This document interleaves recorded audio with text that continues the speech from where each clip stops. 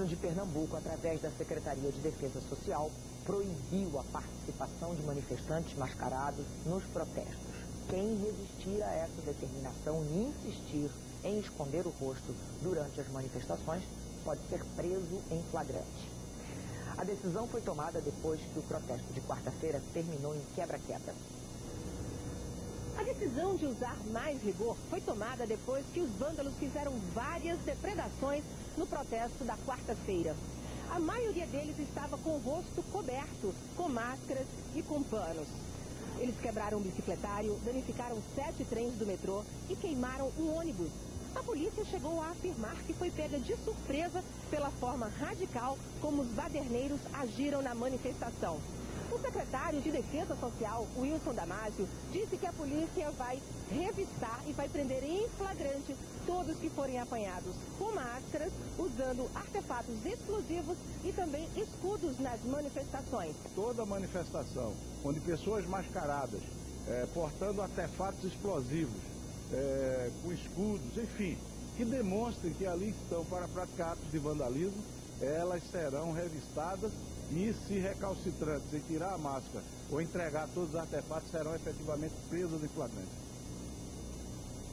A polícia prendeu um rapaz de 20 anos acusado de praticar atos de vandalismo nessa última quarta-feira no centro de Recife. Ele se chama Felipe Pereira da Silva, foi preso em flagrante por assalto. De acordo com a polícia, durante o interrogatório, Felipe disse que participou sim da manifestação e que ele e outras pessoas receberam dinheiro para depredar e atear fogo às lixeiras e também num ônibus. O que ele não revelou foi de quem ele recebeu esse dinheiro para participar do quebra-quebra. Felipe Pereira Silva foi levado para o COTEL, que é o Centro de Observação e Triagem Professor Everardo Luna, que funciona como a porta de entrada do sistema penitenciário da região metropolitana do Recife. Bom, para falar um pouco mais sobre esse assunto, eu converso agora com o presidente da OAB de Pernambuco, Pedro Henrique Alves. Ele está lá no nosso estúdio. Boa tarde, muito obrigada pela sua presença. Essa decisão é uma decisão muito polêmica, né? Que está sendo inclusive questionada, porque não existe uma lei que proíbe que pessoas usem máscara ou cubram o rosto.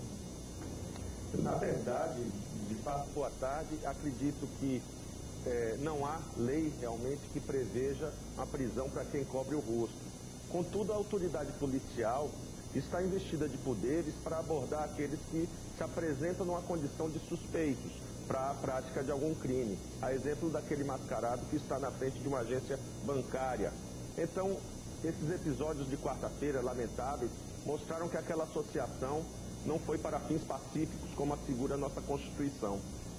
Certamente que a autoridade policial agora tem legitimidade para exigir a quebra desse anonimato, pois esses indícios de que essa associação não está disposta apenas à manifestação política, e sim para a prática de crime, isso justifica sim a investida policial. Não para prender em flagrante, porque não há flagrante em quem simplesmente está de máscara, mas para exigir do manifestante que ele mostre a identidade. É preciso destacar que a própria OAB fez questão de, em defesa dessas manifestações, cobrar da polícia a identificação de cada soldado, cada policial que estivesse nessas operações. Então agora é a vez da sociedade, dos manifestantes fazerem sua parte, mostrar sim a face se eles estão com bons propósitos nessas manifestações. Doutor Pedro Henrique, o que a gente vê nas manifestações são, sem dúvida nenhuma, dois grupos, né? Os manifestantes que estão ali realmente para protestar ou para reivindicar alguma mudança no Brasil, e esse grupo que a gente pode chamar de baderneiros ou de vândalos, e que então acabam provocando quebra-quebra, normalmente no fim das manifestações. O que eu lhe pergunto é o seguinte, esses grupos de vândalos ou baderneiros, em geral, são um grande número, né? A polícia vai ter como abordar individualmente cada um e exigir que eles mostrem o rosto, ou vai deter esses manifestantes? O que vai fazer? A polícia deve agir principalmente com inteligência. Seus setores de inteligência têm que identificar essas pessoas e acompanhá-las.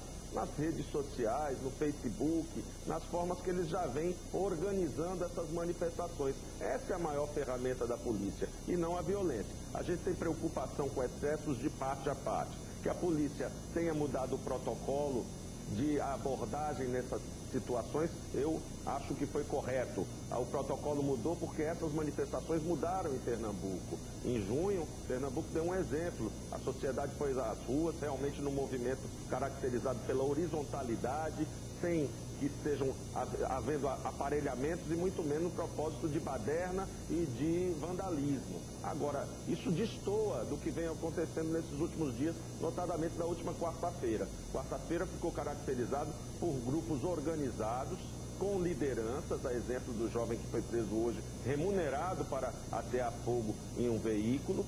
Então, é claro que a polícia deve agir sim, identificando essas pessoas, e não mais se justifica, nesses casos, que estejam sendo cobertos os rostos. Existe alguma ideia, alguma investigação, alguma suspeita de quem estaria pagando esses jovens para depredar? Certamente a polícia deve ter os seus suspeitos e deve estar agindo. Estive em contato com o secretário em tempos recentes e sei que a polícia, inclusive, está fazendo monitoramentos para a identificação dos líderes dessas facções. Agora, outra coisa, o senhor falou que a polícia tem que agir com inteligência. Essa, sem dúvida nenhuma, é o que a gente vem ouvindo desde o início das manifestações, né? O grupo de inteligência da polícia tem que agir preventivamente, inclusive. O que eu lhe pergunto é o seguinte: agora, com essa decisão da proibição do uso de máscaras ou de casacos cobrindo os rostos, o que vai ser feito efetivamente se um grupo grande desses vândalos ou baderneiros for para as ruas no Recife? Cada policial estará investido de autoridade na cadeia hierárquica, pelo secretário de Defesa, para exigir que cada um deles mostre os seus rostos. Mostrando o rosto, se mais à frente ele voltar a cobrir, mas estiver numa conduta pacífica, ele não pode ser preso. Ele pode sim, a cada momento e a cada passo que uma nova autoridade se aproximar dele, exigir que ele revele o rosto, assim como se exige que a pessoa, em um ambiente suspeito, em um ambiente de flagrância criminal, exiba sua identidade civil. Não é lícito para a polícia abordar qualquer cidadão na rua e exigir que ele se identifique civilmente, apresente de carteira de identidade. Mas se ele está, por exemplo, num bar onde houve uma rixa, uma grande briga ou um assassinato, é correto da polícia e faz parte da investigação criminal que todos ali presentes se identifiquem. E a identificação também, óbvio, passa por sair desse anonimato que a máscara propicia.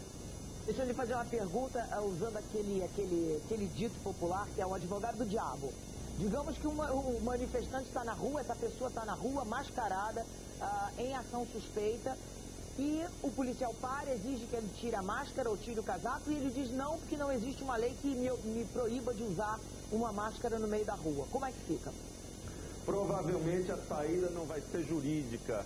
Por quê? Porque ele sendo preso, ele não vai gerar um inquérito válido, ele não vai ser punido penalmente, porque não há crime na apresentação do rosto, mas a polícia, naquela mera detenção, cumpriu o propósito dela de tirar, digamos, a maçã podre do cesto para agir preventivamente. Vai haver uma Mas ele vai ser detido? Arbitrária. Ele vai ser detido, doutor Freire Henrique? A pergunta é, ele vai ser detido pela polícia? Pela decisão do secretário, vai haver uma detenção que será arbitrária. Não concordamos com a detenção, e sim com a exigência de identificação por quantos policiais passem por essas pessoas. Eu queria convidar aqui para participar dessa conversa conosco o doutor Breno Melaranho, que já está aqui no estúdio. Breno, por favor, estamos só aguardando a sua entrada. Desculpa, o Breno já está com o microfone já, né? Sim. Breno, boa tarde. Boa Muito tarde. obrigada. Estamos aqui então conversando com o doutor Freire Henrique Alves, que é da OAB de Pernambuco. Você está certamente acompanhando aí essa decisão do governo de proibir manifestantes com o rosto coberto. E o que nós estamos conversando é isso. Quer dizer, a gente sabe que esses grupos têm criado muito problema, têm causado muito prejuízo, têm colocado inclusive em risco a própria segurança deles e a de outras pessoas que estão ali só participando da manifestação pacificamente. A pergunta é, Como presidente da Comissão de Segurança Pública da OAB do Rio, qual é a sua visão dessa decisão do governo de Pernambuco? É claro que a OAB ela não apoia qualquer grupo que visa agir na ilegalidade. Agora, não há respaldo legal, né, para o Poder Executivo simplesmente prender, né, quem está usando máscara. Né? Existe o princípio constitucional de liberdade de pensamento, vedado ao anonimato, mas a questão da máscara, né, de cobrir o rosto, não está dentro dessa lógica constitucional. Mas o policial pode, como estava explicando o doutor Pedro Henrique, o policial pode exigir que ele tire a máscara, que ele mostre o rosto, se identifique, ou ele tem o direito de dizer, não, não existe uma lei que exija isso de mim? Olha, por força da lei de contravenções penais, né, em tese o policial pode sim exigir a identificação da pessoa. Né? Agora, a questão da máscara é que não existe norma jurídica específica para isso, por isso que gera diversas interpretações. Né? O senhor acha, doutor Pedro Henrique, que o governo vai conseguir, que a polícia vai conseguir a colaboração, porque digamos assim que vai ter que haver uma colaboração, né? Dessa pessoa que está com a máscara, de aceitar essa decisão do governo? Certamente, essa decisão tem amplo amparo popular, a sociedade não vem aprovando esses excessos e essas manifestações, então já tem um efeito inibitório muito bom. Para aqueles que usam máscara, mas sem o propósito de cometer crime, de esconder uma conduta delituosa, eles vão cumprir a norma. E vai reforçar a suspeita naqueles que usarem a máscara. Eu lembro que a identificação civil, pela exibição de uma mera identidade, não tem funcionalidade se você não mostrar o rosto para que seja a foto. Então não precisa a lei dizer, regular a situação específica do mascarado. Repito, ele não pode ser preso em flagrante pelo fato de ter máscara. Contudo, a identificação civil exige que ele exiba o seu rosto. Mas ele pode ser detido para averiguação? Se estiver numa situação de flagrância, de delito. Se já tiverem se iniciado atos de vandalismo e essa desordem que a gente assistiu quarta-feira, certamente. O senhor concorda, doutor Breno? Eu concordo, né? O fato, a polícia pode querer usar, né, como um indício o fato do sujeito estar mascarado ali no meio de uma confusão, né? Agora, tem toda a razão, concordo, né? Não há motivo para enfim, aparente, né, para o uso da máscara. Até existem algumas justificativas, né, que são explanadas, pelo menos aqui nas manifestações do Rio, mas o policial tem sim, por força da lei de contravenções penais, né, o policial tem sim o poder, direito de demandar uma identificação. Né? Em tese, quem assim recusa a identificação incorre numa contravenção penal. Né? Agora, é sempre bom a gente lembrar que o policial ele pode deter alguém por motivo de flagrante delito. Né? Se ele estiver cometendo ou tiver acabado de cometer algum crime, ou acabou de cometer, foi perseguido e capturado. Né? Não existe mais no Brasil, desde a Constituição de 88, a figura da prisão para averiguação, coisa que infelizmente é corrente em nosso país, não só nas manifestações de rua. A pessoa só pode ser detida em flagrante. Em flagrante delito. Isso é que eu pergunto aos dois. O que a gente vê nesses momentos em que a manifestação deixa de ser pacífica e passa a ser realizada de forma ilegal, com vândalos destruindo o patrimônio público ou privado, por que essas pessoas não são presas em flagrante? É verdade. Agora, com essa decisão da Secretaria de Defesa de Pernambuco, nós temos mais um parâmetro ou um critério para configurar a suspeita de participação naquele flagrante delito. Eu repito a analogia que fiz há pouco sobre o mascarado na frente de uma agência bancária. Não há lei que vede que ele esteja mascarado próximo a uma agência bancária. Contudo, se estiver ocorrendo um assalto nessa agência bancária e uma pessoa mascarada estiver na sua proximidade, certamente tem elementos suficientes, indícios de autoria suficiente para que ele seja preso e apurada a sua eventual participação naquele crime. Eu acho que é isso que se enquadra. O mascarado da ladeira de Olinda no Carnaval, ele não pode ser detido. Agora, o mascarado em situação similar que ocorreu na quarta-feira poderá sim ser preso para a instauração de um inquérito policial para a apuração de sua eventual participação com a autoria daqueles crimes. Ou seja, ele vai ser preso em flagrante quando houver uma destruição de algum patrimônio. Volto a lhe perguntar, a gente tem visto isso há meses, em várias cidades do país, e esses jovens são relativamente numerosos, às vezes chegam a 150, enfim, não é um grupo tão pequeno, fazem estragos por horas a fio e a polícia não prende ninguém. Exato. A polícia tem que prender quem está cometendo o crime, né? E não pode prender quem não está cometendo o crime, quem está na manifestação de maneira pacífica ou quem está transitando na rua. Mas é visível a diferença entre um grupo e outro, né? Quer dizer, a manifestação começa pacificamente e lá pelas tantas ela é invadida, digamos assim, por esses grupos de baderneiros e vândalos, cujo objetivo, ou que não sei se é o objetivo deles, mas a consequência dos atos deles acaba sendo a destruição do patrimônio público e privado.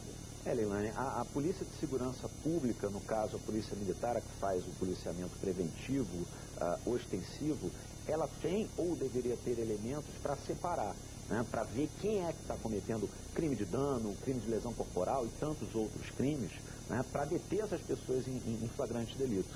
Né? Infelizmente é uma situação muito difícil para a polícia. A polícia está mexendo no protocolo, né? É o que o doutor Pedro Henrique estava dizendo. Exato. A polícia vem mexendo no protocolo, a polícia foi surpreendida e a verdade é que a gente vê que eles estão tendo uma dificuldade de lidar com essas manifestações. Uma situação, sem sombra de dúvida, muito difícil. Né?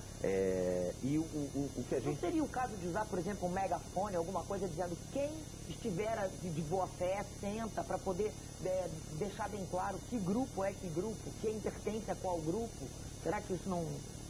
Algumas situações desse tipo já ocorrendo, até mesmo por parte dos manifestantes, né, que sentaram, enfim. Mas é uma situação difícil mesmo para a polícia, né, conseguir separar. Agora, o que não pode haver são alguns erros graves que infelizmente ocorrem, né?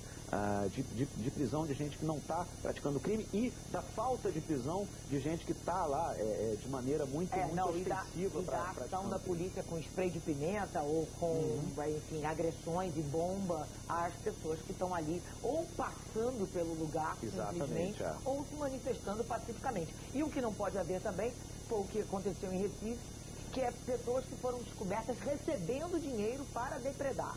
Isso, na minha opinião, é o mais grave que a gente já ouviu até agora em relação a esse grupo específico que não faz parte das manifestações pacíficas. É uma infiltração criminosa, né?